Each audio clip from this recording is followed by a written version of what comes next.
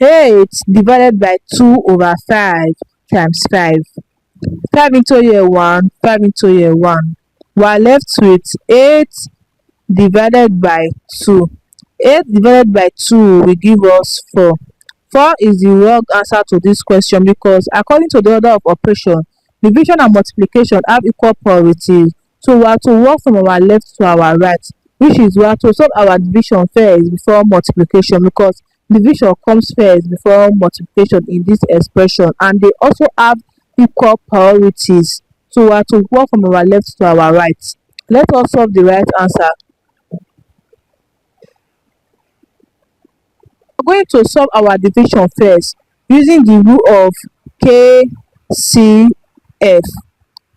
K stands for keep, C stands for change, and F stands for flip. So we are going to keep 8, change division to multiplication, change 2 over 5 to 5 over 2, then multiply by 5. 2 into here 1, 2 into here 4. Then we have 4 times 5 times 5. 4 times 5 will give us 20. Then 20 times 5 will give us 100.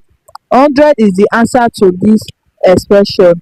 I hope you find this video helpful. Please don't forget to like, subscribe and comment. Thanks for watching.